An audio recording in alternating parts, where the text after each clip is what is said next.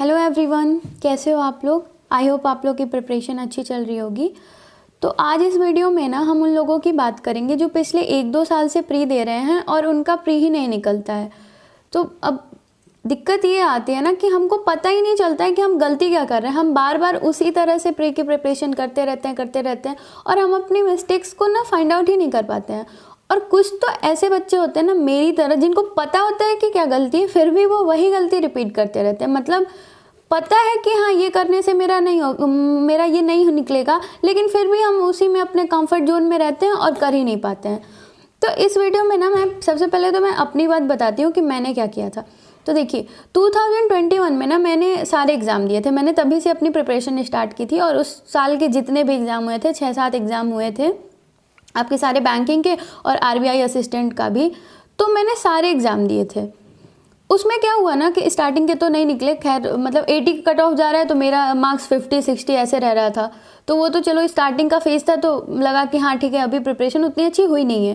फिर क्या हुआ कि फिर 1-2 प्री निकल गए और उसके बाद फिर 1-2 प्री नहीं निकला। तो फिर मुझे लगा कि यार प्रिपरेशन तो मैं उसी लेवल से कर रही हूँ, तो ऐसा क्यों हो रहा है कि मेरे 2 प्री निकल रहे हैं और 2 प्री नहीं निकल रहे हैं, मतलब ऐसा क्यों हो रहा है। उसके बाद ऐसा नहीं रहता था कि मतलब मॉक में परसेंटाइल का भी बहुत ज़्यादा इफेक्ट आता था दूसरे मॉक के कंपैरिजन में, सब अच्छा चल रहा था लेकिन मार्क्स नहीं आते थे, निकलता नहीं था।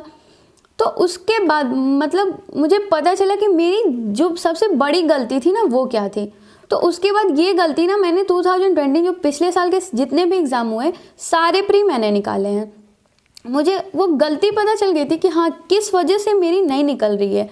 तो उसके बाद 2020 के सारे एग्ज़ाम में ना मैंने उसको थोड़ा सा उस गलती पे अपने काम किया और फिर वो मुझे दिखा, मेरे एग्ज़ाम में मार्क्स दिखे। तो सबसे पहली जो मेरी गलती रहती थी ना, मैं कंसिस्टेंट नहीं रह पाती थी। मतलब 4 दिन पढ़ाई की फिर 1 दिन गैप, 2 दिन पढ़ाई की फिर 1 दिन गैप। और उस टाइम पे पता नहीं चलता है ना, लगता है कि ठीक तो है यार, 4 दिन तो पढ़ ही रही हूँ ना, 1 दिन गैप भी होगा तो क्या फ़र्क पड़ जाएगा। मॉक में भी कुछ खास फर्क नहीं पड़ता, दिखता है कि हाँ ठीक है ना, थोड़ा बहुत तो परसेंटाइल ऊपर नीचे होता रहता है मॉक के लेवल के अकॉर्डिंग। बट ये मेरी सबसे बड़ी गलती थी, क्योंकि अगर आपका जो साइकिल आपकी चल रही है ना अब पढ़ाई की, अगर उसमें थोड़ा सा भी गैप आता है ना तो फिर बहुत बहुत बुरा वाला इफेक्ट पड़ता है। तो इसीलिए मैंने क्या किया ना कि मैंने सबसे पहले तो अपनी कंसिस्टेंसी मेंटेन की। मुझे था कि नहीं, मुझे पढ़ना है, डेली का कोई टास्क करना है तो करना है, मतलब करना है। तो मैं क्या करती थी ना, जो मतलब कुछ चीज़ें होती हैं जो प्री में, जैसे मैंने पर्टिकुलर मैं अभी सब्जेक्ट के हिसाब से बात करती हूँ कि मैंने हर सब्जेक्ट के लिए कैसे कैसे क्या क्या डेली किया, ठीक है।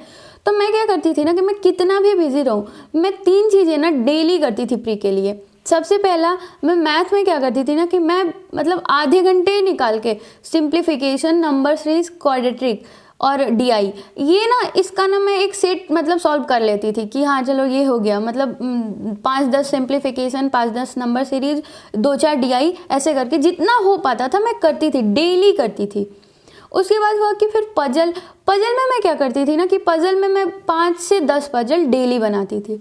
मतलब और मैं ज़्यादा वो जो मिसलेनियस टॉपिक होते हैं उसमें मेरा मतलब मैं ज़्यादा नहीं कर पाती थी, लेकिन मैं पजल डेली बनाती थी। उससे क्या होता है ना कि आपका जो आप सोचते हो ना वो आपका बना रहता है, मतलब माइंड आपका उसी तरह से वर्क करता रहता है, उसमें मतलब गैप नहीं आता है ना, तो फिर आप उसको ईजिली अडॉप्ट कर लेते हो। फिर क्या था कि इंग्लिश में मैं डेली रीडिंग करती थी। अब बहुत रीडिंग बोर मारता है सच में, मतलब एडिटोरियल तो मेरे से होता ही नहीं है, लेकिन फिर वही था कि करना है, पता है कि अब नहीं करेंगे तो होगा नहीं, तो करना है। तो इसीलिए ना मैं बुक रीडिंग करती थी। मेरे पास अभी बुक होगी, मैं आपको दिखाती हूँ।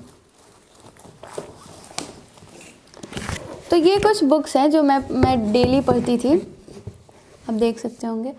तो ये सारी बुक ना मैं डेली रीडिंग करती थी। मुझसे एडिटोरियल नहीं होता है, होता ही नहीं है। मैं कितना भी ट्राई कर लूँ, 1 दिन 2 दिन करूँगी और फिर बाद में मेरा नहीं हो पाता है मुझसे। तो इसलिए इंग्लिश के लिए मैं ये 3 चीज़ें ना मैं डेली करती थी। और उसके बाद मॉक टेस्ट मैं डेली नहीं दे पाती थी, क्योंकि अभी क्या होता है ना कि अगर एग्ज़ाम बहुत दूर रहता है ना तो मन नहीं करता है देने का हमारा। तो इसीलिए मैं क्या करती थी ना कि क्विज़ लगा, अड्डा पे ना क्विज़ आते हैं छोटे छोटे करके, या फिर किसी भी आप जो भी आपके पास मॉक टेस्ट होगा उसमें सेक्शनल क्विज होते हैं। तो मैं किसी दिन इंग्लिश का सेक्शनल लगा लिया, किसी दिन मैथ का लगा लिया, किसी दिन रीजनिंग का लगा लिया, ऐसे ऐसे करके। तो मेरा ये जो सबसे बड़ा पॉइंट था ना कंसिस्टेंसी, इसको मैंने मेंटेन किया और इसकी वजह से मेरे इस साल के ना सारे प्री निकले हैं। तो आप भी बस अपना कंसिस्टेंसी मेंटेन करके रखो। आपको पढ़ना है तो पढ़ना है, थोड़ा नहीं, पूरा दिन नहीं पढ़ना है, टाइम जितना मिले आपको पढ़ो, 1 घंटे ही पढ़ लो लेकिन पढ़ो, तो उससे बहुत बेनिफिट होगा। आप प्लीज़ ट्राई करिएगा, ठीक है। ओके, तो ठीक है, अभी इतना ही। और बाकी बिगनर के लिए अलग से हर सेक्शन में कैसे क्या करना है, हर एक सब्जेक्ट के लिए अलग से वीडियो आएगा। तो अभी के लिए बस इतना ही। Thank you, bye bye, take care.